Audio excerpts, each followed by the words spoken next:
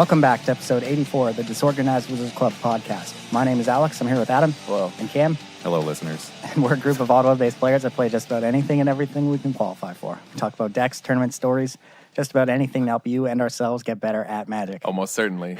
Definitely. Trying to throw me off or what? Yeah, that threw me off. How are you doing today, hosts? Hello, friend. Episode 84, guys. We had a GP in Toronto last weekend that neither of us played in. None of us.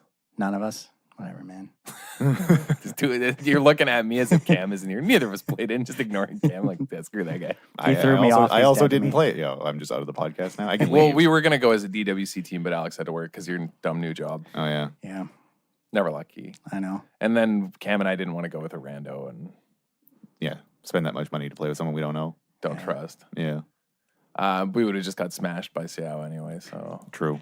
Yeah, won by the Canadians. What are their names? Lucas Seau, Morgan McLaughlin, and I don't remember the last guy's name. Yeah, I like as soon as I saw it was Lucas, I was like, that makes sense. I don't know if anyone's ever like watched coverage when Lucas Seau was on coverage, but like Chris H. yeah, I think I coverage always played tells a against story. that They're guy like, at yeah, Nationals. they're like that guy's like terrifying. I And played then against him at Nationals. He beat me Yeah. because I punted. Oh. Yeah. Lucas, what did you say too? There was the weekend he qualified for Nationals, and then the next day won the PTQ. Yeah, I was telling the story before we started recording. Lucas Seau was probably one of, I think he's like the best Canadian. at least top three Canadian players. Yeah.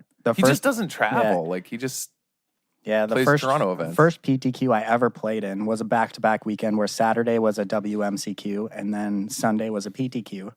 I went down to Toronto from Sudbury to play in it, and Lucas Seau won the PTQ, and he also won the WMCQ the day before.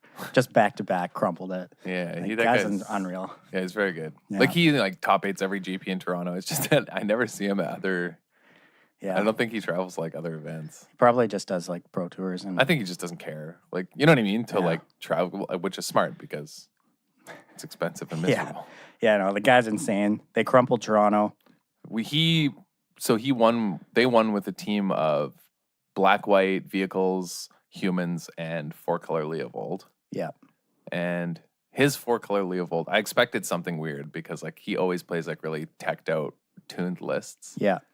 And man, at first I was like, this looks like mostly normal. It's like kind of has like a few spice cards in it. And then I was looking at the sideboard. And Alex was like, is this normal? Like the Chandra Torture Defiance. I'm like, that's weird, but it's only a 1 of. And then I realized he also put 3 Force of Wills in the sideboard Instead of the main deck. Yeah. Whereas like everyone else just plays 4 forces. And then I realized, like, as usual, this guy's probably just ahead of the meta. What are the most, like, haven't we just been talking about for weeks now that Legacy's just a fair format? Yeah, it's lands and Grixis Delver. It's just a fair format. Yeah. You can't have Force of Will in the fair matchups. Like, you board it out in fair matchups because you can't 2-for-1 yourself against fair matchups. Yeah, and I mean, if you're expecting to play against a lot of Delver decks and a lot of mirror matches, I mean, you don't want Force in your main deck, do you? No. So, obviously, this guy's a genius. And He was also playing 4 Preordain over Ponder, which is... yeah, that's different, too. That's very different. Like, people would never... basically never do that, and then... I think it's on the assumption that you want the ability to shuffle, right? Like, you want to be able to shuffle away. Yeah, I don't know. He's also playing it to the slaughter. I don't know if you saw that. Yeah, I missed that until just Old now. standard staple to the slaughter. Yeah. Like, he's going to be able to get Delirium, like, decently well if they're, Yeah, probably. You just get your opponent's Leovold and their Jace Yeah. without targeting. Because normally they play Diabolic Edict, which he's also playing. The Diabolic target and To the Slaughter doesn't, or? To the slaughter targets. Or no, it's each, I believe. No, target player. Oh, target It is player, target okay. player? Yep. So he's just playing like 1 Diabolic Edict, 1 to the slaughter. Man, this list is wild. Yeah. You should, like, if anyone's ever bored sometime, they should just go on, like, his, on, like, MTG Top 8 or Goldfish. Like, you can look at a player's deck base, like, of, like, what they've done well at tournaments. Like, he always plays, like, a tier 1-ish deck, but with, like, bizarre card choices in it. Like, and this is the case on that. Yeah, he's just on another level. But, yeah, they crushed this tournament. Undefeated day 1. I don't know what their day 2 record was, but, I mean, doesn't matter. They top 4'd and won the whole thing. Would you say they beat Seth Manfield's team twice? Yeah, they were the only team to beat Seth Manfield's team, I believe. beat him in the Swiss and the beat top him in the four. Swiss and in the finals. Yeah, yeah. These guys, they crushed the tournament. Yeah, this guy's obviously insane. Good to see some Canadians take down the Canadian GP for sure. But yeah, so if we want to talk a little bit about standard, because we've been talking about standard for pretty much every episode for the past little while. Top 4 in this team event. We had white-black vehicles in first, followed by blue-white control, red-black, and then blue-white control. So I don't know if you guys followed the tournament at all, but Brad Nelson said blue-white control is the best deck in standard right now. Take that for what it is. Mega But low. he also said he's the best standard player as well. Yeah. Yeah, I don't put it past him to claim either of those things. Yeah. He's a very humble dude in that he brags about how humble he is. So, yeah, it seems reasonable to me that he would claim that he is the best standard player. Truth aside, opinions aside, I believe that he would claim that.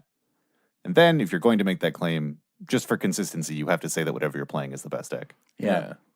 The deck's very good, but it's Yeah. like not a deck that you play and you're like, this is just dominant. Like, I'm just devastating opponents, you know? Like, You play games where you're definitely like, I got to draw well, like my next 2 or 3 draw steps, or this is going to get bad. Like, this is going to get bad real fast. yeah. Like, it doesn't have free wins. Even when you have a very good hand, if your opponent Also has a very good hand. thinks at all or has a very good hand, they can just like make you use all your good cards awkwardly. You only Right. get so much out of them. Like, your opponent has a lot more play than traditional control decks have. Yeah. Yeah. I think the deck is very good. I just don't think it's like clearly the best deck. It's not a deck that, has free wins, has sort of like, well, the game's over now because I cast this spell. Like, it doesn't feel like Except that. for like early Teferis. Yeah, like that's what we Yeah. said, weeks ago, which was like, it's a deck that is just like, Teferi's just trying to carry. Mm-hmm. It's doing everything it can. Mm-hmm. Like, he had to have played 4 copies, right? I can't remember. Yeah, he did. But like, I think they both copies in the top 4 played 4 copies. Yeah, I think that's the standard now. His deck is pretty much the same one that top 8 at Birmingham. So like, I think his sideboard's a little different. He's playing Knight of Grace and History, whereas the last guy just played History. You're telling me that Brad Nelson took a standard deck and only changed 1 or 2 cards? and then took credit for it. Wow. What unprecedented strategy. Unbelievable, guys. Who would have thought? He's no also one. he's Out of also nowhere. playing 27 lands. I That's thought normal. No, I'm pretty sure the last guy played 26. Every list I can remember seeing is 27. Well, the other top 4 list is 26. That I guy's a didn't see that madman. one. Or I forgot. But yeah, I think blue white is a beatable deck. I think that if you are playing, Yeah, guy's you're right. playing- GP Birmingham was it's 27. But yeah, I think there are so many sideboard cards that blue white has a problem dealing with. Like, we've talked about this on the podcast a lot. It's like I'm actually surprised. So like, I think that Jennifer Krotz's list is that her, did I get her name right? Yeah. I think her list is really cool. Like so she top forward with the red black vehicles deck. Yeah. I think her list is really cool. Lots of planeswalkers. Like, I like seeing 3 Chandra. I think Chandra playing 2 is too low to me. I think that card is the scary card as both control and mid range and any matchup. I think Chandra is scarier than Karn out of red black. It's kind of funny. This is actually just the next evolution of Simon Nielsen's deck that won GP Birmingham. She went from 2 Chandra, 2 Karn, and 2 Glorybringer to 3 Chandra, 3 Karn, and 3 Glorybringer. Yeah, it went bigger. Yeah, kept the 2 Rekindling Phoenix. Chandra's like next in line behind Teferi in the lineup of planeswalkers that can do everything. Yeah. Right. And that will kill your opponent. Right, exactly. That they're your card advantage engine, an answer to permanence, And a threat. and to win the game. You Yeah. know, like that's Teferi is all permanence, we discussed this, but Yes. yeah, Chandra is very good. So I like to see more of him red black, but also I like the sideboard of 3 Bomat Courier, 4 Glintsleeve Siphoner, 2 Duress, Yeah. which just slots exactly out for the 4 Braid, 2 Magma Spray, 3 unlicensed. Mm-hmm. So versus control, like she has a solid game plan, like bringing in these early threats to put pressure on so that she can resolve something like a Phoenix. That not only put pressure, but also acquire card advantage for her. Right, both are pressure and card advantage, which make breathing room for her to be able to resolve one of these like powerful 4 drops. Yeah. This is actually a super, super powerful sideboard strategy. I think that going forward, if people are interested in like how to build your red-black sideboard, this actually should be almost like the default in my opinion. The Yeah. sideboard's excellent. Like, it's obvious what comes in and out. It's obviously constructed well that the numbers are correct. You know what I mean? Like this is not a sloppy sideboard. Yeah, and with with people like Brad Nelson, who are obviously a big kind of figurehead over standard, saying that blue-white control is the best deck. A lot of people are going to be picking up that deck, and you want to be able to have game. And I think this is a good way of attacking it. So I still stand, however, that the one flaw, and I think it's actually a huge flaw in this sideboard. If you told me this was a sideboard you were playing, I'd be like, okay, that's fine. Like this, I'm not gonna say like your sideboard sucks. There's even an Hour of Glory. There's two. And I like that because it respects something we'll get to later, which is I think Scarab God's actually quite good, despite everyone. It's almost like it died and came back. Yeah. Holy. But the one thing, and you've talked actually at length about this before, Alex, is like it's missing Bloodfast. Yeah. Like I still think I don't understand why red black lists are not putting this card in their sideboard. Yeah. I don't know. Right? Like I guess they think Karn makes up for it. But it doesn't. She's definitely because it comes under counter magic. Like Argo's Yeah. Bloodfast is just efficient to get on the board. Yeah, I guess like Glintsleeve is kind of taking that card's spot, but Glintsleeve is actually a lot easier to answer at a blue-white than Bloodfast is. Bloodfast, you're always trading down on mana to get it off the board, whereas Glintsleeve, you can trade evenly. Right. Your Bomat Courier does a lot for cards as well. Like it's only a few of them, but 1-drops are so like if you're just targeting specifically blue-white control, 1-drops are so incredibly annoying because all of your removal is 2 or more. You have to always hold up counter magic for the 4-drops that will kill you. So like the 1-drops get free combat steps. You can't settle 1-1-drop. I mean, you could if you want, but you'll lose to whatever else they cast.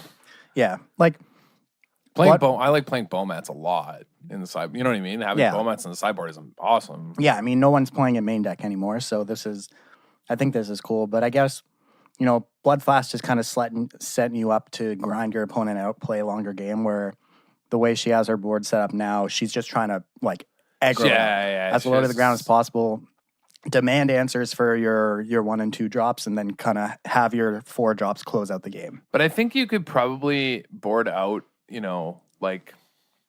could board out a Chain Whirler or 2 for an Argo's Bloodfast. Like, I think you could make room. Like, I don't know that you need 2 Hour of Glory. I think that was showing a little too much respect for a deck that wasn't going to show up in standard yet in paper. Yeah. We're seeing it online, but we're, you know what I mean? It's interesting, yeah, like if that card is specifically there for Scarab God decks, or if she's expecting Hazoret, I don't know. Yeah, it could be Hazoret. It's tough to say, but Even Rekindling Phoenix out of the red black mirrors. yeah, actually, that's pretty good. I'm just interested if you actually need that 4th unlicensed in the board. Obviously, the card's great, but a lot of decks already were just playing 3. I imagine it's there for green black. Yeah, I can see that. You have the 2 cut and the disintegration for green black. Maybe you're bringing an Hour of Glory in that matchup as well. I would bring in an Hour of Glory versus green black. So, yeah. Versus any green deck, actually, I'd bring in Hour of Glory. Because if they play Verdur's Cure Hulk and stuff, I just want to make sure I have an answer for that card every time. I mean, you have 4 Braid and 3 unlicensed already, so I don't think you're too worried about that card. I think you're probably swapping some number of Braids out. Well, no. No, you're not. You have to kill You have to kill Constrictor. Constrictor. Well, yeah, then you don't have it for Gear Hulk. You're probably just swapping out your Magma Sprays because those don't really kill those don't anything do you care anything. about. Yeah, they're not. 2's not enough. Yeah. But you definitely... The sprays are an easy swap for the 2 cuts. But yeah, then where else you're shaving stuff? You probably... Kind of sucks because you only really want cut for Constrictor. Yeah. You're probably cutting Ballista because it doesn't do anything. Yeah, you don't really care about Llanowar Elves in this deck, so... No, you just have to let them have it. Yeah. You can't waste anything on Llanowar Elves. There's actually a lot of decks where, you actually just have to let Llanowar Elves go. Yeah, what's the worst thing they're doing on turn 2 with turn 1 Llanowar Elves? Rishkar? Yeah, because I was playing a black-white deck versus Cam playing some green-black, and, he played a turn 1 Llanowar Elves, and I had Fatal Push, and I was like, yeah, fine. Because I was like, I have to Fatal Push this Constrictor that he's going to play next turn, or I'll lose to that. Yeah. I'm not going to lose to, Yeah, exactly. Yeah, a Llanowar Elves is obviously great, but there's nothing really right now in Standard that, it's too terrifying, you know? The 3-drops that people are playing commonly are Rishkar and Jade Light and Brontodon. Brontodon's probably the worst case scenario Bronte there. boys You are let the them cast a worst. Brontodon on two, and then what are you going to do? Cast your heart? That was the deck we didn't get Yeah. to finish testing that Cam and I wanted to, though. Just The bug deck. oh yeah. Because we were like, man. Okay, so everyone thinks Scarab God sucks, right? Yeah. So you're gonna play we were gonna play a bug mid range deck with Scarab Gods because we were testing it and it's actually busted. And also you pointed out before the podcast that you've noticed like way more blue black mid range decks starting to 5-0. Yeah, a like, lot same of play. people are playing blue black online. Yeah, it's like Whether it's mid range or control, I've been seeing it more. yeah, I said like on the podcast like Scarab God was never actually bad. People just are crazy. And we're thinking about the worst case scenario. Not the normal games that Scarab God plays. But yeah, we wanted to play Scarab Gods plus Brontodon's main so that versus the vehicles decks, which are like everywhere, and Blue Eye Control, you can Brontodon their Something. like, anything and then reanimate your Brontodon with Scarab God. Just like always have answers. Just bug Bronte boys. Yeah, and we were also going to play Liliana Death's Majesty so we could also reanimate our Bronte boys. So you just, versus the Blue Eye decks though, like if any of those resolve, that means you get back whatever's been sealed away, cast out. Like that's a huge problem for them. I don't think that they can grind that out. Yeah. Like people like the argument is that you can't attack with your Scarab God against blue white. I don't because really have to. Right, but Yeah. no, but the argument is that it'll get sealed away. But if you're attacking with a Scarab God and a Brontodon, like what they seal away the Scarab God, you just respond to the trigger, Brontodon it, hit Well, them for no, 5. they obviously just settle you there because they always have settle, man. Come on. Oh, And yeah, also yeah. the thing is though, eventually you save your Brontodons because they have to counter them because they can't let them resolve or it gets back whatever. Yeah. And then you just Liliana back your Bronte boys over and over again, which is what actually I beat Control on the back of. That's another card that's underrated right now as Liliana Death's Majesty. In our testing, that card has been because Cam and I have been playing a lot because we have the team like the Unified RPTQ coming up. Yeah. And like, man, Liliana Death's Majesty with the nerf of Unlicensed Disintegration and Chandra, like not being able to redirect to Planeswalkers, man.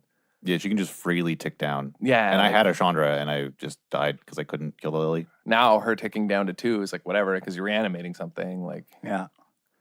I kept reanimating a hostage taker, just like killing Cam with it. It was great. Like I think I reanimated the same hostage taker like 4 times in one game. I do think that if you're going to play a Scarab God deck, that like four Scarab God is not too many. Especially if you have Champion of Wits, because it gives you this protection. Like, oh, they'll settle you. Okay, like reanimate a Scarab God, sack the one that's getting settled, hmm get it back. Like that interaction is so powerful. Yes. 4 mana blink my Scarab God and have a token they have to deal with. Yeah, we were talking about this in testing. Like the games where we didn't draw, we played that blue black mid range deck a bunch, and games where we didn't draw Scarab God were miserable. Games where we did were very easy. So it was sort of we were like, well, you could probably just play 4 because it's playing Champion of Wits. Mhm. Although I still think the blue black mid range deck is like there's something wrong with it. The way it's currently built is like very bad. It feels like it has a worst case of whatever is ailing the blue-white deck.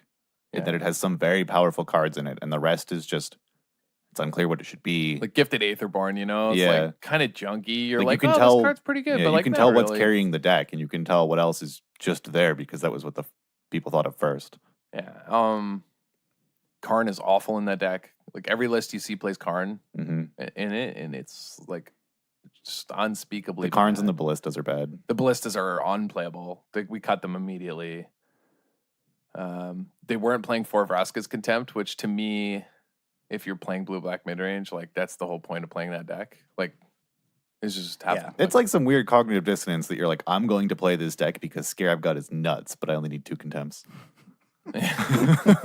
Yeah, and I've seen lists with and without 2 Torrential Gearhulks, and I think you want the like Torrential Gearhulks. Yeah, like 1 or 2. They were just so good. Like, you want that top end.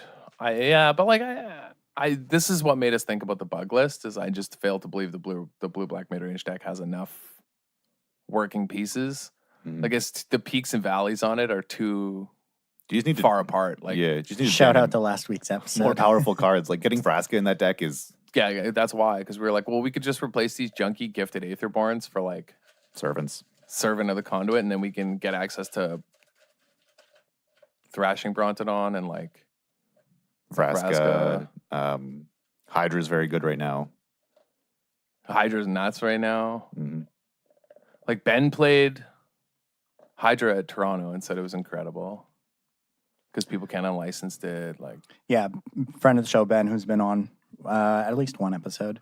I think 2, but yeah. Yeah, he played in Toronto. His team went 5x4 on day one. Something really bad, but he went X1. But he went X1, yeah, and he played green black. I told him to make sure he flamed his team. Yeah. Flame your team. What's Watsy going to do? Chad ban you?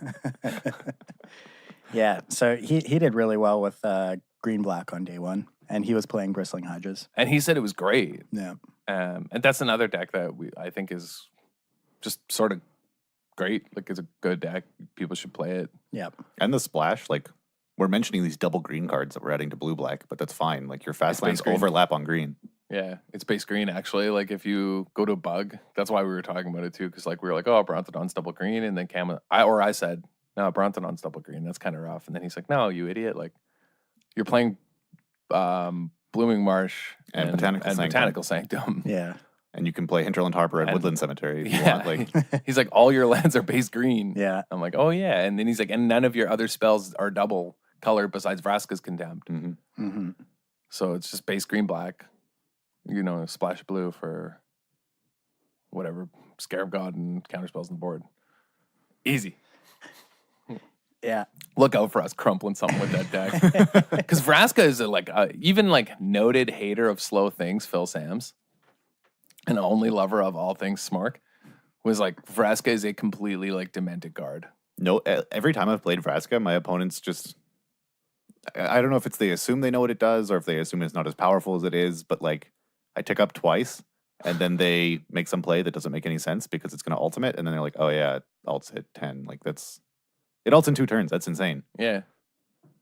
We also learned that Liliana Deathmatch does too. I was like, whoa, what is ult at 7? Yeah, because we had a proxy, and I had written like +1, -3, -7, and then we're like, I must have messed it up. There's no way. There's no way it just like makes 2 zombies and then wrasts everything. It does. Yeah, it does. Chris, pretty good. People should agree. play more Planeswalkers. Yeah, they are quite powerful. and Like, hard the to interact slower with. ones are more powerful now just because of the changes. Yeah, I didn't think the changes make that big a difference, that like redirection and unlicensed integration type redirections or whatever like don't hit Planeswalkers anymore, but it's been massive. it makes a huge difference, man. It really does, yeah. Especially when one of the most popular decks is a Disintegration Chandra deck. Yeah, exactly. Oh, man. It turns out you're like, wow, it turns out I can tick down my like mid-rangey Planeswalker and not get punished immediately. Like, Yeah. that's pretty good. Yeah. So, still sticking to Toronto, where there was also one more format, which was Modern. The Humans deck won. But one thing we briefly touched on last week was that Jeskai Control is starting to play Teferi instead of Jace. We saw Seth Manfield do it to a second place finish at this event. And also the second place control deck from SCG Louisville this past weekend, which was you're Modern. gonna get in trouble. Yeah, you can't say that name like that. You're gonna get in trouble. Louisville? It's Oh man, you're gonna get yelled at. What? Louisville. Louisville? Oh, okay. Louisville. You gotta All say right. it like you're Louisville? Yeah. like a Yeah, you gotta pull up the stream and listen to Cedric Phillips pronouncing it perfectly. yeah, because there's that famous thing. There's that famous clip where he's like, "Whoa, don't pronounce it like that." Like, and then he's like, "I don't care what Andrew Schroep thinks," and he's like chirping him. He's like, "I'll pronounce it however I want." And then he's like, "How do you pronounce Jersey?" He's like, "Garbage." Like, that's where that's from. It's Yeah. like him trying to pronounce Louisville, and then he chirps like Patrick about New Jersey being garbage. How do you pronounce New Jersey? Garbage. That's what it was. Regardless, the second place Jeskai deck from that event also played Teferi instead of Jace. Yeah, which couldn't tell if it was good because he just threw both copies away and one was Search for Escante easily. Yeah. Well, lost to Blood Moon in the finals, so thanks for coming out. But I think that like Teferi definitely helps make Control better in Modern. cost 3.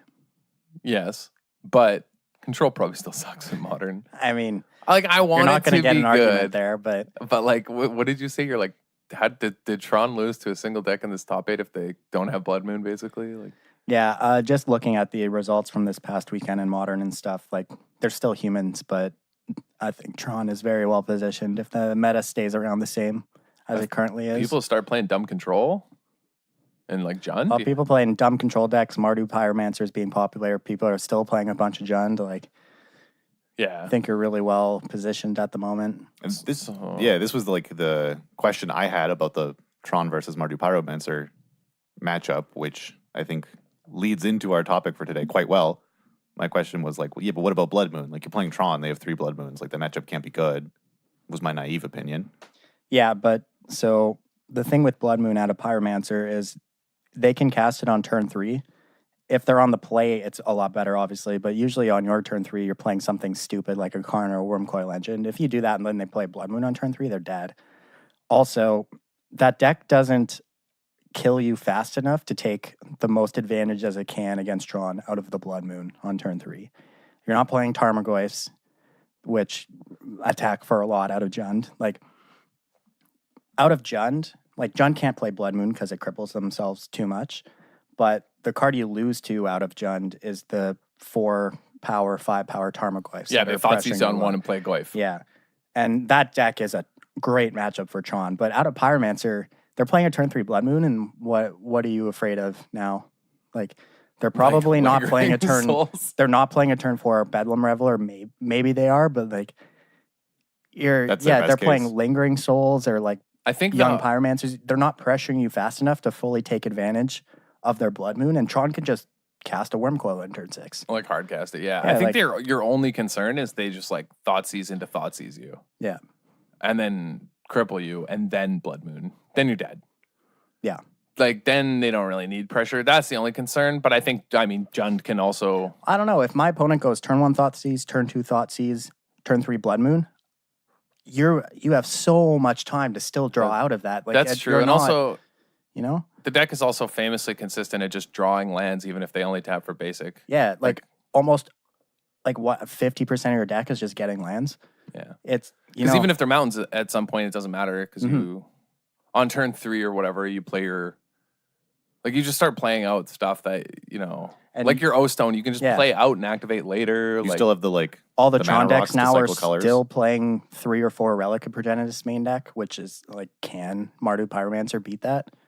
They rely so heavily on their sideboard, on their graveyard. I mean, Faithless Looting. It's the best card it's the most important card in the deck. It's the only thing it's the whole reason the deck exists. Like, are you ever casting a Bedlam Reveler for 8 if your opponent's nuking your graveyard? No. Like, I think Tron, just from the results I've seen, Tron is probably very well positioned right now. If you're expecting to see a lot of Mardu, if you're expecting to see a lot of Jund, a lot of Jeskai control.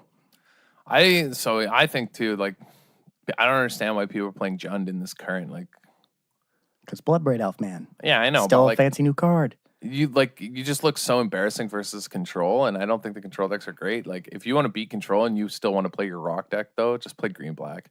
That deck smashes control because you play like 4 Field of Ruin.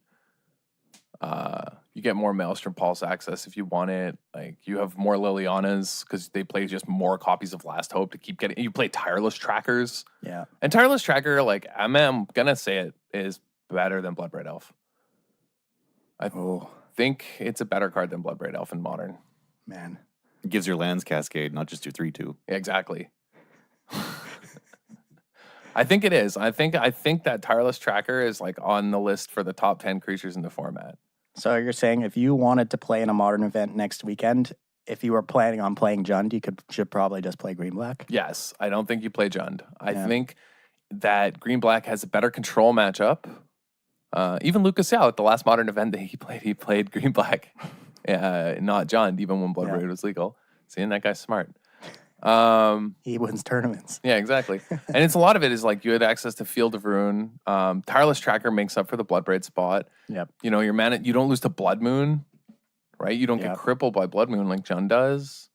You still get most of the same cards. Like, if you're playing more Last Hopes, your Mardu Pyromancer matchup is through the roof. Yeah, you just start pinging down their Pyromancer, their Lingering Souls, like, because that deck, I'm pretty sure, it just plays like 3 copies of Last Hope and 4 Veils. It can go up to 7 Liliana. It's like that's the whole reason to play the deck. Pete and I played Modern this weekend, and as he was like registering his deck, he was waffling on like, do I play the 1 Dreadbore? And then I just crumpled him 1 game with the Last Hope.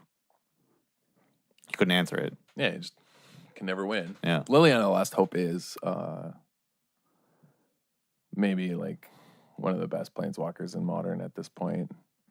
It's so good. It's good versus humans. It's good in grinding matchups against control. Like, it does everything. But yeah, I would suggest people play green black mostly because Field of Ruin is so important. If you really want to like hurt control as well, like you can play Ramunap Excavator in your sideboard.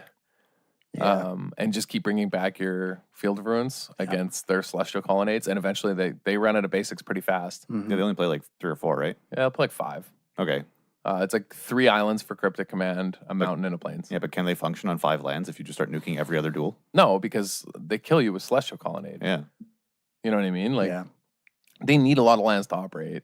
You can put the squeeze on them. And I mean, also, like, there's a lot of the way you beat control in Modern with like green, black, and Jund is like you just have to step by step put the squeeze on them with their resources. Like, you have to Scavenging Ooze like every piece you can of their graveyard every time you have spare mana, like to prevent their Logic Nuts and Snapcasters from being good. But you also need to pressure their mana base. You know what I mean? Like, it's sort of like their life total is like, man, whatever. Like, but you also need to be attacking. So, but green black does it way better because it has access to field that Jund can't play. So I would play that. Although you could just play humans because that deck's So very one handy. of the things I've read about and heard about from this SCG event last weekend was a lot of people, a lot of the room were on anti-humans decks. It's becoming a lot more hated out. I think everyone is preparing for it because everyone knows how great the deck is. So going forward, maybe humans isn't the best choice. I think you just give it a week. Yeah, I mean, Water's one of those weird formats though, where like, I don't even think it matters, actually. yeah, it might not even matter. I mean, but if a lot of the room was anti-humans decks and humans still did well this weekend. yeah, well, it topped. I think it put 1 copy in the top 8 of that event. Yeah, I mean, And yeah, it's still good. It's still win. Like that's all you need. You just have to play humans and be that 1 copy. and in Modern too, like it's so diverse. You could just not get paired against any of your bad matchups all day. yeah, of course. And also, I mean, you can definitely change the human sideboard to be better against the control decks if you're worried about that, and control decks and Jund, which are the sort of like anti-humans decks, right? Yeah. So yeah, Modern's weird. Wanted to talk about it briefly because of the Teferi thing and what we initially thought, but we can jump on to our topic for getting better this week. I was just gonna say, sorry, before we get out of that I think that if I were to play Modern, though, I'd play Mardu Pyromancer because like the Faithless Looting just seems too good. Yeah, so I love Mardu Pyromancer. I think the deck's awesome. And yeah, also, if you were planning on playing Jund, you should definitely not and just play Mardu because that deck is just a strictly better Jund because of Faithless Looting. And Blood Moon. Yeah. I mean, Faithless Looting, I think, is the biggest one, though. Yeah, it's the only one. It's the, I said, it's the whole reason to play the deck. Yeah, like that combo of like Blood Moon you on 3 and then use these lootings to get out of my own Blood Moon before you have a chance to do anything. Yeah. Yeah. Or it's just like game 1, you're dead. Like your Free dead cards cards in the Lingering matchup Souls. aren't dead cards. They're just easy discards off your Faithless Well, Looting. the real reason is that like Jund and green black late game draws a Thoughtseize and loses. Yeah. Mardu Pyromancer doesn't have this problem unless you're baddie. Like, you need to be very careful, like, with Mardu Pyromancer playing it. Like, you need to be patient with your Faithless Lootings and stuff. But Yeah. Well, how come Jund's not playing Faithless Looting? I mean, they probably could, but the problem is that they don't have, like, an enabler like Lingering Souls. They don't get a freebie. Because, like, Lingering Souls is a freebie off Faithless Looting. Right, but they have black mana. The Mardu decks are barely white. Yeah, I don't know. I guess they could splash. Like, Jund used to splash Lingering Souls. Like, that was a thing. Yeah, back when they could play Deathrite Shaman. Yeah. Like, you just get to play But a I mean, they Goyf still and played then Sacred Foundry kind of thing. Yeah. you just play your Goyf and then Faithless Looting it up to like 5 power and hit them. I mean, it might actually probably be better than what they're doing currently. Yeah. Like, obviously, Mardu gets more advantage out of it, not just because of Lingering Souls, but also because they're filling up their graveyard for Yeah, the Reveler. Reveler thing Yeah, is Reveler's huge. This guy played, also of note, this guy who won played 4 Reveler instead of 3, which is finally, thank God, because I've been saying this, and I sat on the podcast like at the Pro Tour when the Modern Pro Tour was like, I don't understand playing 3. This card's busted. Like, If you play discard 4. 1, it doesn't matter. Then normally they play 3, and like this guy played 4. No. And like a smart person. And if you have to discard 1 to the first one you cast, like you have Kolaghan's Command in your deck, you I'm just get it gonna back. Play this Treasure Cruise that's attached to a 3/4 prowess. I guess I'll only play 3. Yeah. I'm just gonna play 3 Siege Rhinos in my deck. Actually, I don't need the 4th. Well, the guy who played This is just gonna be my new meme. Whenever like somebody doesn't play 4 of like a busted card, nah, I'm just gonna play 3 Siege Rhinos. They're endangered, all right. so the guy who top 4 Toronto with Mardu, Tyler Blum, he's a Canadian player from Calgary. He was saying about his deck choice and his top 8 profile. He said, "Yeah, I played Mardu because it has the best like matchup against the field. You know, you have the most positive matchups against the field in Modern at the moment." And I think he's probably right with that. Yeah. Yeah. Oh yeah, I got that guy good actually. That was the guy that I fiery impulsed my own Dragon Master Outcast and then Ojutai's command. I was like, I need to draw one of my 3 Ojutai's commands to win this game or I'm dead, because he went to Silk Wrap my Dragon Master Outcast instead of me making a drag. I was like, that's like I have no cards left in hand, like except for this fiery impulse, I can't win. Yeah. And I need that thing, and I'm like, I haven't drawn an Ojutai's command yet. Maybe I will. Like fiery impulse, like tap draw. Okay, like your turn. He's like wingmate rock. I'm like, counter it, return my Dragon Master Outcast. He's like, oh my god. I'm like, get ranged.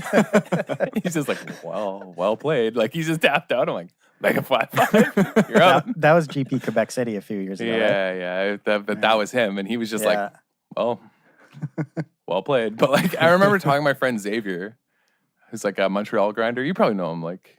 Nah, maybe. Yeah, I was like telling him, like, you know, like, and people were kind of like, oh, like, that's a weird play. I'm like, no, it's like statistically my only way to win. And Xavier, I didn't have to tell him this. He was like, oh, like, had you drawn any yet? No. Like, do you have any cards in hand? No. He's like, oh, it's like, you have to. It's the only way to win. I'm like, yeah, thank you. Like, he was like, yeah, that's not a big deal. That's just normal. Like, that was a normal play to make. But yeah, Tyler Boone's the guy I got with that. Yeah. Because Ben went and stayed with him, and former guest on the show, Ben Moyers. Yeah. Went and stayed with him for like a month one time. Mm-hmm. He's a good player. Oh yeah, I think he played with CFB like for a pro tour. Like he tested with them. He wasn't like on the sponsored team, but he tested with them. He was definitely. I feel like he was on Team Wizard Tower when they used to sponsor a pro team. So yeah, but back a couple years ago, like CFB before the like announcements of the new team series where there's 6 players. Yeah, teams like CFB and stuff used to take applicants. Like, hey, I want to test with you guys. Like, I'll show up a week early and just test. Okay. And he did that basically, like for a few times. Speaking of the Wizard Tower, he's been on a lot. Yeah. Do either of you guys need singles? And do you know where I could get singles if I had any? Well, Cam, let me tell you. I do need some singles actually, and I'm going to go home and order. Yeah, me too. Some of these cards. Actually, I can say it because we won't put the podcast out that fast. I'm going to go home and order some History of Benalius. Man, that card's good. Where can you find them, Adam? I'm going to go to wizardtower.com and I'm going to place an order for as many copies of History of Benalia as I can. You're going to choose in-store pickup, but they do have free shipping in Canada. Wow. Unbelievable. That's crazy. What a good deal. Yeah. You can also search for board games like tokens, dice, life pads. They have other comics. podcasts. If you are a listener of DWC, you can also be a listener of Commander's Brew. Oh, yeah. Check them Another out. great podcast on their Good website. dudes. Yeah. So be sure to check out wizardtower.com. 10 days now all for your single the needs. 2K Open. Oh, yeah. And the 2K Open is in 10 days. Pro Tour Wizards Tower. PT Wizards Tower. Cam and I already know what we're playing. The greatest Yep. tournament of the year. Yeah. In Ottawa? Well, there's 4 of them In every Ottawa? year. in Yeah. Ottawa. Yeah, So it's in not of Ottawa. the year because there's 4 of them. So Player of the Year used to be, but now it's nerfed. Now it's It's nerfed. not the same. But it's still up I don't there. know, but it's still up there. But I'm saying it's nerfed also in size, is what I meant. Sure. I guess that's more 'Cause it's an invitational now. because it's Yeah. like you're invited. But like, I think that That's like, still the greatest tournament. It has the highest prize payout. yeah. So that it does. Okay, so that's You know how you can qualify for that tournament? By doing well at the 2K But Open. you can come There in you the go. tower open. All right, moving on. The average case. No, I had a story from last week that I wanted to tell about that draft. It's brief. It's Okay. brief. Remember All right. how I mentioned my new draft strategy of if I'm ever on the draw in limited, I'm going to sideboard in a splash color if I have cards worth splashing, and I'm going Okay. to side it out on the play. Okay. I did that last night at a draft because I was in Blue White Historic, and then in Pack 3, I took a Yawgmoth's File Offering. I had like a bunch of legendaries. So every time I was on the draw, I brought in 4 Swamps and Yawgmoth's File Offering. And every time I was on the play, I took them out again. And people were like watching me do this, being like, what are you doing? Like, why are you being like, this is crazy? You're just being silly. I'm like, no, it was actually really good. I cast the Vile Offering once. I always had a black source. I would be able to cast it anytime I drew it. Would recommend. Splash on the draw, 2 colors on the play. All the right. You new did strat. the math on this, correct? I did. That's why I thought this would be fine, is because I had like just jokingly tested out like play versus draw math of different color with that program I was talking about. Yeah, and like it was fine, so I tried it, and shocker, math works. I don't care what your math says. So yeah, I'm pretty sure in a couple years, because it's got to like just how I went on a crusade to like make everyone start doing even odd for die rolls instead of high roll around Ottawa. It's pretty common in Ottawa now, but I don't know if it's spread elsewhere. It is actually quite common because now I do it all the time. And at first, people would be like, yeah. Other people offer it now. And yeah, but at first, people are like, fine. And then now I'll be like, odd even. They'll be like, even. Like, Yeah. they don't even flinch, you know? There's no sign. Like, damn right. So like in about a year, everyone will be doing this in limited in Ottawa. Maybe in 4 or 5 years, it'll be like widespread common knowledge in the Magic community. That on the draw, you can have sideboard a splash. color, yeah. Yeah. So finally, let's get to this topic this week, the average case. Well, this is the average case. So We're already on the topic. the basis of this topic was something we noticed when talking to people about cards that are good in, well, we'll talk about standard because that was We have a lot of specifically, examples in we have standard, too. examples. So when recommending playing a certain card in your deck in this format, a lot of people tend to, so example, we say, I think Scarab God's good right now. And then the response you get a lot is, oh no, it just dies to unlicensed and then you die immediately. And when evaluating this card and how it plays in the format, a lot of people tend to look at it in its worst case versus your opponent's best case. When really you should be looking at this card in the average case of, you know, what happens more often than Yeah, what's the statistically average outcome for playing these cards? The common, Exactly. the common response is, oh, it'll get unlicensed and you'll be under pressure because you cast a 5-drop with no ETB and you'll die, or it doesn't do anything against blue white because they have no creatures and they've exiled all your other creatures and they'll exile it. They just had only exile. They never had to counter a single creature in my Right, deck. or they never had to fumigate you. Like Right, they never had to fumigate me despite playing copies of that card. They So- never had to counter my creatures with Essence Scattered despite playing copies of that card. yeah, and so like the thought experiment that people go through when they think of these cards is like those things I just said, things like that. But if you actually proxy up these decks and play, that's not how it plays out. That's not how drawing cards out of a deck of Magic works. Right, yeah, that's the not the average case of this card average case. is not these, you know, outliers on your worst situation in it versus your opponent's best, which is the situation a lot of people tend to jump to when thinking about playing a certain card in your deck. Right, and I get it because those are the games you get stomped. Yeah. But the thing is, it's important to remember that those games you couldn't do anything. You got stomped regardless. If I had to tap up for any creature on that turn and that I played my Scarab God and got unlicensed and died, at least my Scarab God would have came back. I lived. You know, like, but people just want to imagine the worst possible for some reason. I don't know why. I think it's a security thing, right? Like if my card choices and my deck will survive and potentially win against the nut draw of my opponents, then I'm fine. Then I'm like confident. But if your deck can do that, then it's unbelievably busted. Like it's just the best deck in the format. Right, and there's no... If you can confidently beat or even go 50-50 against every other deck's nut draw, then there's something wrong. Like, you've your broken deck the will be format. You banned. have smashed open the format. Your deck will be banned. Like Like you that's know what I not mean? reasonable. There's a reason. Yeah, they're it called was. It nut was a draws. Tomb with Like, Aether. Like Yeah. we had that card. We had that deck in Standard. They banned it. Like, you know what I mean? Yeah, It because was that deck's average Rug draws Energy. would go 50-50 with the best draws out of any other deck. Right, because Rug Energy's best, or sorry, like average draw would smash nut draws. You know what I mean? Because they would just buy enough time, be so consistent, draw like a medium draw with like, Yeah, red would have a good draw. A And you'd just be like, yeah, Virtuoso. Virtuoso, block, Hydra, block. All right, kill you. yeah, oh, there we go. Finally drew like my payoffs that Yeah. win the matchup, like kill you. Like, yeah. But right now in Standard, I mean, like, another good one, and one of the ones that like kind of helped inspire this episode, like you can get to yours as well with Siphon. But Yeah.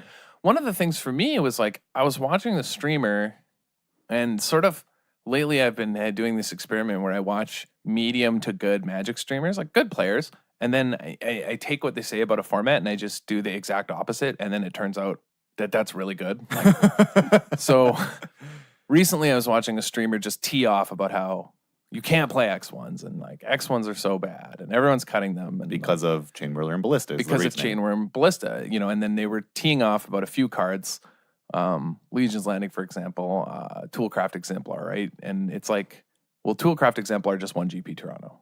Yeah. So, but like it's unplayable. How did this happen? Because the average case of Toolcraft Exemplar is pretty good, right? It's that you're not playing against Chainwhirler. or if you are in the small scenario that you're playing against a chain whirler or ballista deck, they might not have drawn it.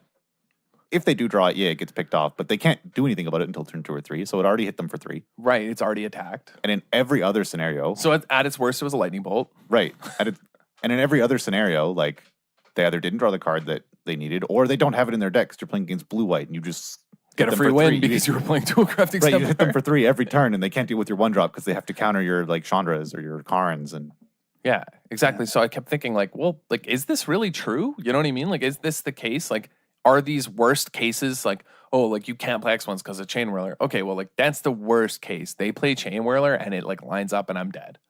But like, what's the average case that happens? It turns out it's quite low. Yeah, for X1s, like they you know what I mean? Like, it just feels so bad when it happens. That yeah, people remember exactly. Yeah. Like it's such a grievous beating. Like you know like that. I mean? It's like the time you like go to a restaurant and you eat some type of food and you get food poisoning and you just stop eating that type of food. Like you got unlucky. That food's fine. That's a fair analogy. It's like when, you know, somebody's like, I don't drink tequila anymore. I had a really bad night, you know? Yeah. And it's like, come on, man. Don't blame You can play around tequila. You can play around having a bad night that's with not tequila. An average tequila night. Like, yeah. You just sequence You'd be surprised. Oh, I think everyone will agree that the average tequila night is okay. Not a good night. Ban that card. Yeah, ban that card. Ban tequila. Ban that card. But like, apart from that, you know, the average having a quiet gin and soda, you know, that's the average, right? And yeah, so people have this tendency like, Duelcraft's unplayable, or like X card is unplayable, X1 card is unplayable. Yeah. And it's like, well, the average case, you know, like if it's good in, you know, standard isn't, what did somebody say to you? Is standard a 3-deck format, right? Yeah. It was Chad, like a good dude, smart guy, like, but he's just being lazy in this question. Yeah, right. Like, is it a 3-deck format? Well, 3 decks did well. So that's like the first thing you could conclude. But the answer is no. Like he won with a 4th deck. Like, yeah, right, exactly. Like the average tournament includes so many other things, so many other decks, and you might have good matchups versus. You know what I mean? Like also, like the question was, is it a 3-deck format from a top 4?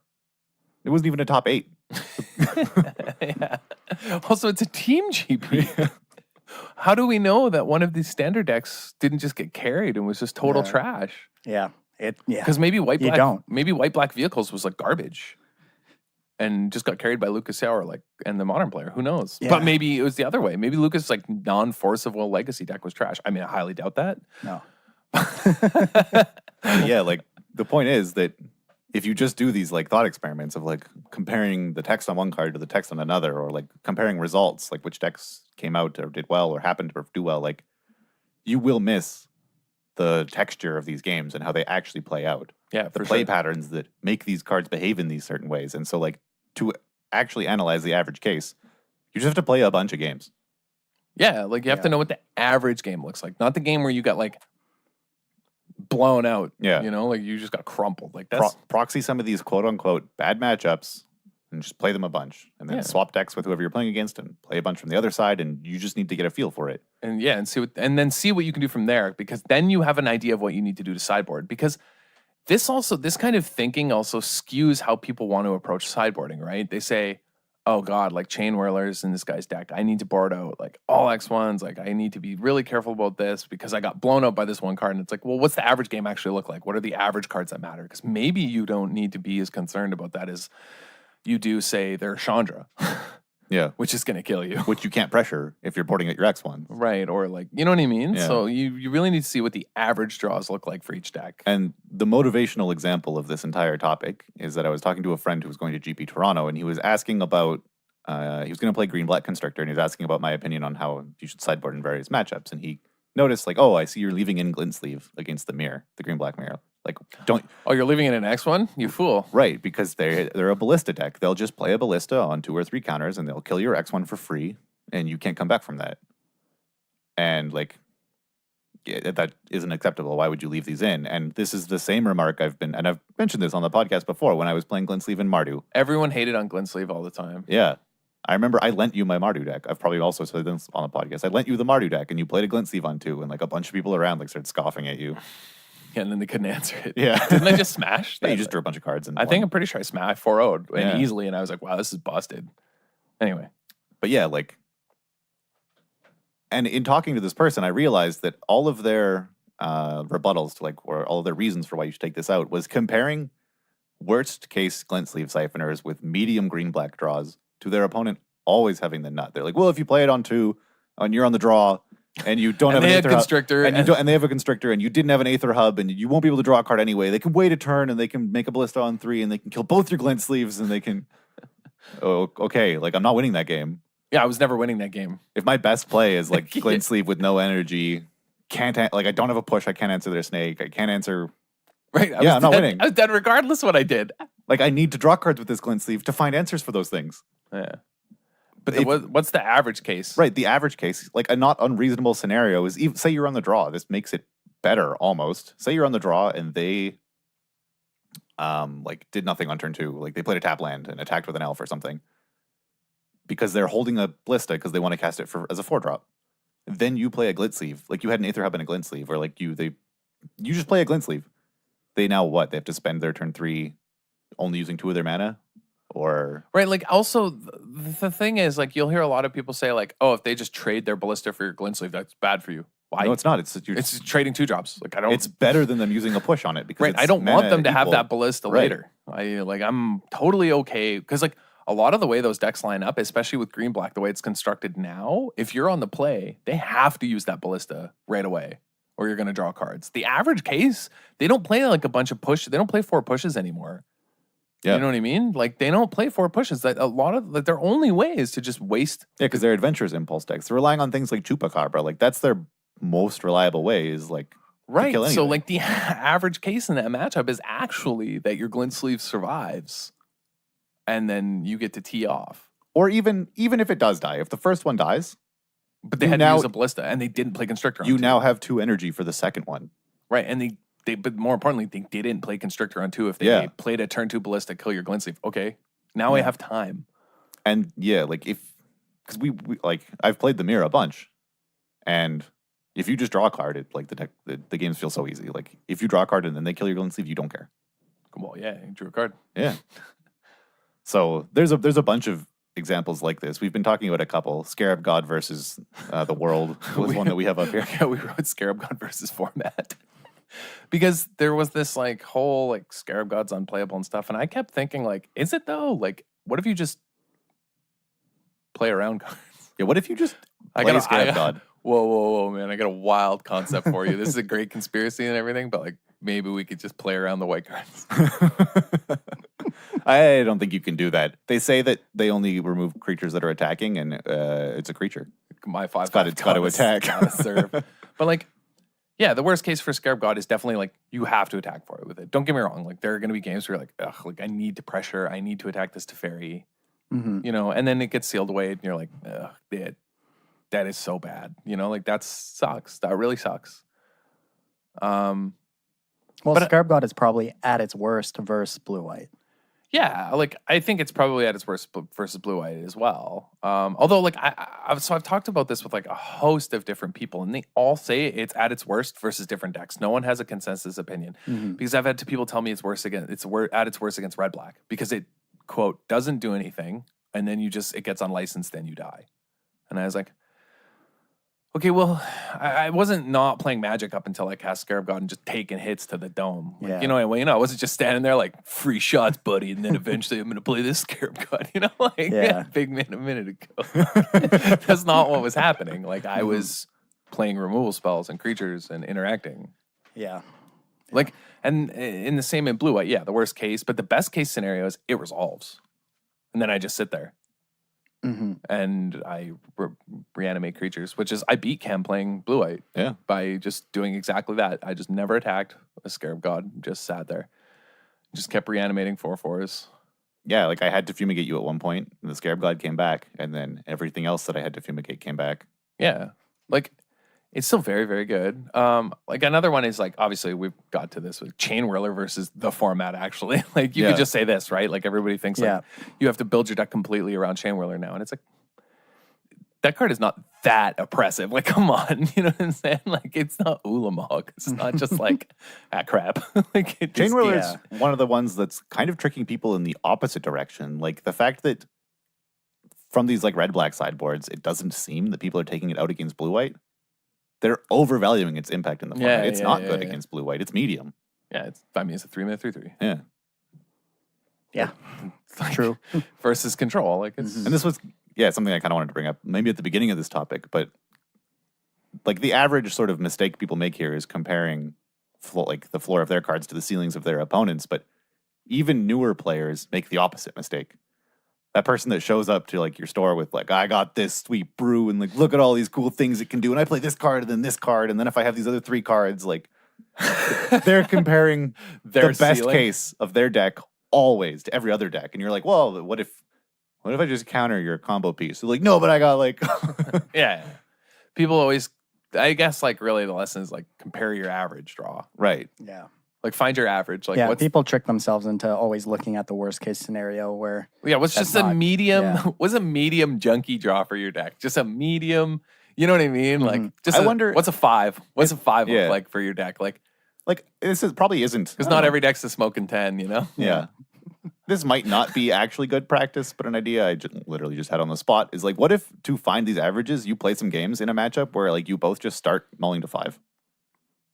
Yeah. Or 6. Well, that's like kind of unfair. Though, Right, kind of. 'cause Well, 6, say. 6 is probably fine, but like And then that's still you'll kind of see weird. like a medium draw out of both decks. Yeah, but there are decks where that matters a lot more. Yeah, I for know. Some decks. That's I just thought of this. That's why I'm vetting it. Okay. Well, no. Okay.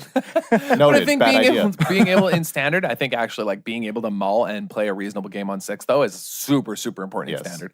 Less so in other formats because you know what your deck does and like, or I should know what your deck does. That doesn't matter. What I'm saying is like decks in modern don't care about card quantity as much usually. Because Yeah. the quality is so high. Yeah. Whereas in standard, like a lot of decks care quite a bit about card quantity.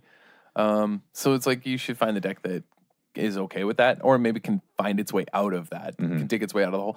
Like modern also just has built-in card advantage, right? Like every deck, like Horizon Canopy, like is in the humans deck. Like they have ways to dig out a deck that's literally just human creatures has Yeah. card advantage. Like in modern and Legacy is the same way. But in standard, we don't really have that. Yeah. So what else was I like Hazoret versus like Sealed Away? This is the exact same thing as Scarab God, just the gods, right? Like Yeah. yeah. it's like the worst case. But the best case scenario is they don't have Vraska's Contempt and you're playing versus some dumb blue black deck and you just like pound them into the dirt. Yeah, or you you're playing know? against green black and they haven't drawn one of their 2 Vraska's Contempts. And you just get to attack and they have to chomp. And Yeah, you just get to freewheel this Hazoret, you know? Like that's probably more average for Hazoret decks than in the worst case. Not versus white decks. Seal Away is going to be the average for you. Yeah. And like, so a lot of these arguments of like, Hazoret's not great versus Contempt, Hazoret's not great versus all these white cards. Seemingly people, like, they're just not applying these exact same arguments to Phoenix, and everyone's playing Phoenix. Well, Phoenix just does a little bit more than Hazoret. Right. And like the red black decks are playing Phoenix because their mid-range decks are not aggressive, and you can't attack with Hazoret as consistently out of these decks. No, I get why. I get Yeah. why they're playing Phoenix over Hazoret. I just think it's strange that they're not cutting Phoenix for the same reasons they're cutting Hazoret. Like, all of those Yeah. arguments why Hazoret's bad apply. Like, if you're actual, like, those are valid reasons for playing Phoenix over Hazoret. But, like, the ones But that if you're people saying, commonly like, say oh, there's no point in playing Phoenix also because apply to it'll just get Phoenix. exiled. Yeah. Yeah. I understand that's a mistake, but the reason they're not cutting that card is because you still need something in that slot. And Yeah, Phoenix sure. is just better at what you want to do in that slot No, yeah, of course. out of that deck. But Yeah. like in mono red, you're just playing 4 of each and you're Obviously just smashing. playing 4 of each. Yeah. But no, like what Cam's saying is that like the reason for not playing X card is like, oh, this answers it. Okay, well then you Yeah. can't play that card either. And it's Yeah. like that doesn't add up. No, exactly. It's just like saying like you can't play X ones. Well then why are people still playing Glint Sleeve This that was- card's great. yeah. Even like maybe, I know, like, you reminded me of this example. At the draft last night, someone had a Dreadshade in their deck. And they were playing blue-black with a Dreadshade. And they had a Navigator's Compass. And we were talking and we were like, Navigator's Compass is not great. Your Dreadshade's fine even later in the game. Like, play this Opt instead of this Navigator's Compass. And their immediate like gut reaction was, I don't want to play more blue cards because I'm a Dreadshade deck. Well, then you can't play any of your blue cards. Right. Like that's not how the average probably like Right. Like, then you just have to play mono black. Cut all of these nuts blue cards because you don't want to add an Opt. for your one Dreadshade you might draw. Right. Like that's not how Which is still good if you cast it on turn 5 or 6. And Compass is miserable. Like you should never play that card. Everyone just But, yeah. nodded in agreement. That for anyone card's who average can't see case that. is you're in like a 4-color deck and you have so many bombs That card's very bad. well, that's like its only acceptable case. Its average case is trash. Yeah. But Dreadshade is Or hype. You should find a way to play that card if you can. Evan Barry was talking about a deck that he had in pre-release, which had like 6 or 7 creatures that triggered off historic spells, including 2 Traxos. And he's like, Oh, yeah, yeah. I played an Navigator's Compass. It was all right. He built that deck side by side with me Yeah. in that event. Like, and you- I looked over, I'm like, oh man. It needs to be doing Have a- so have much a- have more a than good it says on 4-0, the man. card. It was nuts. Yeah. So yeah, like just take the average. You know what card is nuts on an average draw? Hmm. History Finale. Like I like dunk on that white black deck, and I still kind of do, even though it's obviously good. But I think that a lot of it was because I just really didn't appreciate how busted that card is. And then Alex was like, oh, I've been playing it online, like History Finale deck on like MTG Arena, and it's just not remotely fair. It's disgusting. Yeah, the card is. I knew it was good. Like it was on our of the cards on our like top 10 like cards we're excited for. Spoilers. This was also a card we said would have massive impact in standard. Yeah. Like massive impact. And like, man, having played with it, you know why? It's because it does what we used to talk about like way back. Like we had that episode on pivoting with like Archangel Avacyn. Yeah. That's why. Yeah. But they have vigilance. They don't pivot. They just don't turn. They don't go anywhere. Well, no, they do pivot because they're aggressive and defensive at the same no, time. Yeah. But like Yeah, you're right. being able to pressure walkers almost solely with that card. Uh-huh. Just the burst turn you have lines up with the turn 4 planeswalkers. Yeah. The turn that your knights become 4-power guys lines up with the Yeah, it's turn after that they they would played play their a planeswalker, 4-mana planeswalker. Yeah. History Banale is, in that sense alone, just like an incredible card. And also that turn it triggers your revolt. Yeah. Yeah. Sweet card. Can't wait to Definitely. cast more. Gonna go home and order some from Wizard Tower, which is sponsored this podcast. Make sure, yeah, as always, you check out wizardtower.com for all your Magic Signal needs. Closing this out, if you want to get in contact with us, you can find us on Twitter at DWC Podcast 1 or on Facebook, the Disorganized Wizard Club Podcast. Shoot us a message if there's ever something you want us to clarify or talk about on the show, or if there's a deck list you guys want. I was actually going to ask if listeners are interested, like shoot us a message. I was thinking about just like posting stuff like that we test, like, hey, here's a list we tested. Like, I don't mind sharing that information. Like, here's the sweet bug list we tested. Like, maybe I would change this. Like, if anyone wants to try it out, like, you know what I mean? Because then we can have a more kind of like active community of people being, nah, I played that deck at FNM. It sucks. You guys are idiots. Like, okay, cool. Like, then we know. So if listeners are interested, like, we can start posting like lists that we play each week. That's and, the like, point of this average case. We just need more people testing and playing. Yeah. Because like we had a listener, like I talked about last week, like messaged us like, yo, I played that flying deck. It was awesome. And like somebody else like messaged me about Grixis. Like One person asked me about the Esper control deck that I was saying I was going to try out. And at the time, I hadn't come up with it. I forgot to message him. I'll send you a message after this. Someone else also asked us a question on Twitter about like fetch land math, which I haven't had a chance to do, but We'll get there. we'll get there. Cam will do the math. Yeah. Anyway, thanks. And however you listen to this podcast, whether it's Podbean, iTunes, any podcast app, leave us a review, share it with your friends. Everything helps keeping this podcast growing and bringing it to new ears. Thank you all for listening. We'll catch you all next week. Man, I sure am glad our average case is A+.